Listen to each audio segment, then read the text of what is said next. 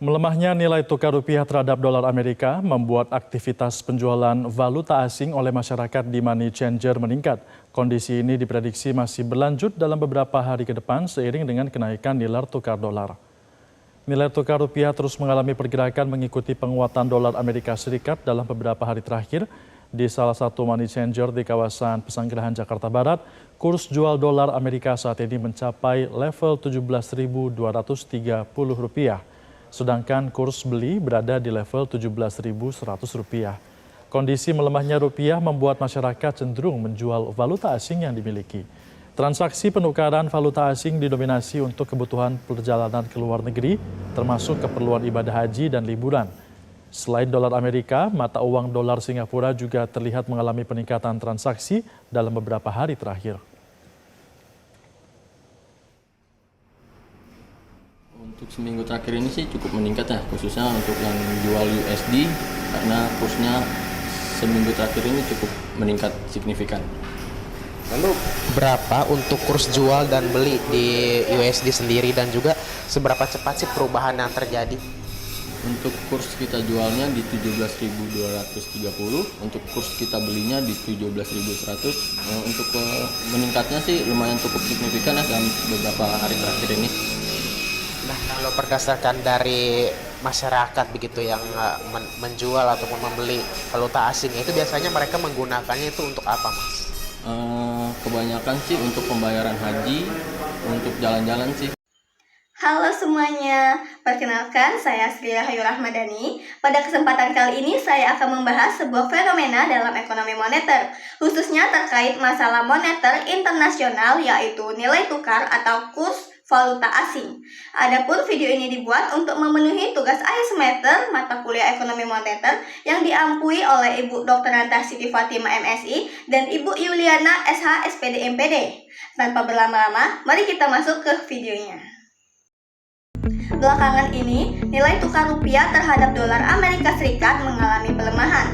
Kurs jual dolar bahkan mencapai sekitar Rp17.230, sementara kurs beli berada di kisaran Rp17.100. Kondisi ini menyebabkan meningkatnya aktivitas masyarakat di money changer, terutama untuk menjual maupun membeli valuta asing. Transaksi ini didominasi oleh kebutuhan perjalanan ke luar negeri seperti ibadah haji dan liburan. Fenomena ini juga merupakan contoh nyata dari pergerakan kurs dalam sistem nilai tukar mengembang atau floating exchange rate, di mana mata nilai uang ditentukan oleh mekanisme permintaan dan penawaran di pasar valuta asing. Adapun penyebab utama pelemahan rupiah ialah yang pertama berasal dari faktor eksternal, yaitu menguatnya dolar Amerika Serikat. Ketika ekonomi Amerika menunjukkan kinerja baik atau Bank Sentral Amerika yaitu The Fed menaikkan suku bunga, investor asing atau investor global cenderung memindahkan dana mereka ke Amerika. Mereka membeli aset berdenominasi dolar karena dianggap lebih aman dan memberikan keuntungan yang lebih tinggi. Akibatnya, permintaan terhadap dolar meningkat di pasar internasional. Ketika dolar semakin dicari, mata uang negara berkembang seperti Indonesia cenderung melemah. Hal ini sering terjadi karena Indonesia termasuk negara yang masih sensitif terhadap pergerakan modal asing. Penyebab kedua berasal dari faktor domestik, yaitu meningkatnya kebutuhan masyarakat dan dunia usaha terhadap dolar. Misalnya, perusahaan membutuhkan dolar untuk membayar impor bahan baku, mesin, atau produk dari luar negeri. Selain itu, masyarakat membutuhkan dolar untuk perjalanan ke luar negeri, pendidikan, liburan, maupun ibadah haji dan umroh. Dalam berita disebutkan bahwa transaksi didominasi untuk kebutuhan perjalanan ke luar negeri dan haji. Ini menunjukkan bahwa permintaan falas tidak hanya datang dari perusahaan, tetapi juga dari rumah tangga atau masyarakat umum. Penyebab ketiga adalah ekspektasi pasar. Jika masyarakat percaya bahwa dolar akan terus naik, maka banyak orang memilih membeli dolar sekarang untuk menghindari harga lebih mahal di masa yang akan datang. Perilaku ini justru dapat mempercepat kenaikan dolar dan memperlemah rupiah lebih lanjut. Dalam teori ekonomi moneter, hal ini disebut perilaku spekulatif atau ekspektasi driven movement, di mana harapan pelaku pasar ikut memengaruhi pergerakan nilai tukar. Dan penyebab yang keempat adalah kondisi neraca pembiayaan. Jika impor lebih besar daripada ekspor, maka kebutuhan dolar meningkat karena Indonesia harus membayar barang dari luar negeri. Bila penerimaan dolar dari ekspor lebih kecil dibanding pengeluaran dolar untuk impor, maka cadangan devisa tertekan dan rupiah cenderung melemah. Setelah mengetahui penyebabnya, kita masuk ke dampak pelemahan rupiah. Dampak pertama adalah naiknya harga barang impor. Ketika dolar mahal, barang-barang yang berasal dari luar negeri menjadi lebih mahal jika dibeli dalam rupiah. Jika bahan baku impor naik, maka biaya produksi perusahaan juga ikut naik. Pada akhirnya, perusahaan bisa menaikkan harga jual produknya kepada konsumen. Ini menyebabkan inflasi atau kenaikan harga secara umum. Dampak kedua adalah beban utang luar negeri yang meningkat. Pemerintah maupun perusahaan yang memiliki utang dalam dolar harus menyediakan rupiah yang lebih banyak untuk membayar cicilan dan bunga utang tersebut. Akibatnya, beban keuangan menjadi lebih berat. Dampak ketiga adalah menurunnya daya beli masyarakat. Jika harga barang naik sedangkan pendapatannya tetap, masyarakat akan mengurangi konsumsinya.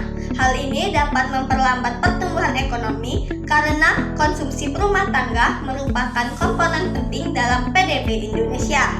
Serta dampak keempat adalah ketidakpastian usaha dan investasi.